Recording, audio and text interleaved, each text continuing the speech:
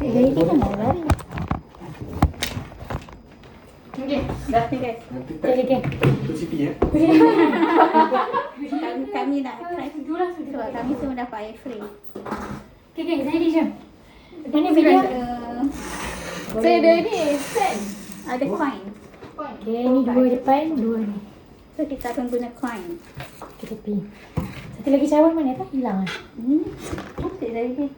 So, kita buat ni sebagai border lah. Macam kita. Konon. This one Scratch lah. saya beli dalam house. Oh, dah start ke? Okay, okay. Kita scratch card. Okay. Reaction video. Bismillahirrahmanirrahim. Ready? Bismillah. Main. Oh, dah voucher.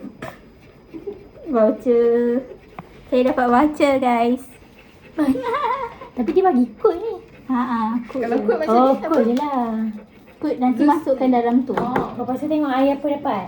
Okay, dapat berapa? Voucher berapa persen? Oh, voucher. Oh, yang kau dapat rumah. Kalau tu dia dari sini.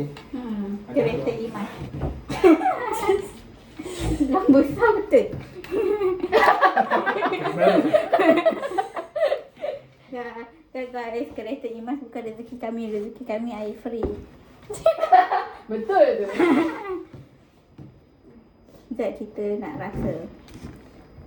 Oh, reaction video ni pula. Rasa? Reaction video air. Tu saya ni. Depa.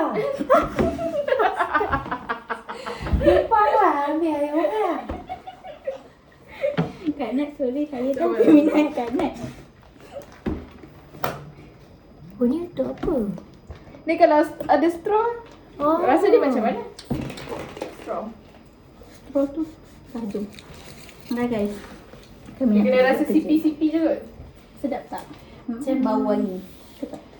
Macam fish susu. Yalah. Tapi macam milk tea. macam susu je rasa dia. Ha. No. Hai, Ambil Asal vegetable nak mana? sedap. Asal nak Asal punya ni, fish. Tapi ni yang bau. Mana-mana nak tu. Ha. Jasmine je sedang. Ni Tak ada jasmine. Tak ada. Tu fish. Tak, cium Saya nak kan? rasa lah. Tak ada. Asal pegang kunci lori. Kami lori. Ha. Saya nak Ada. rasa. Nah. Saya bagi ni sikit. Ni yang mana? Sama je kan? Dobong apa? Tak, saya sambungan Oh, sama dengan Syah?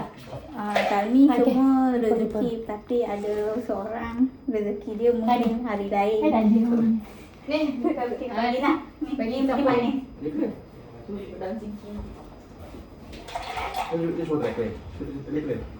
Nak cakap swat. Nak tulis tak mana? Cawan kat tak ni lah. Dekat reading. Dekat satu lagi, ada satu lagi. Gift card. Gift card. Ha. Tapi ni number. Reading. Tak ada huruf. Tak lah. Dia supply tengok lah. Ni 10 digit kot. Ni bukan 10 digit. Bye guys. Thank you. Redeem reward. Macam mana nak redeem?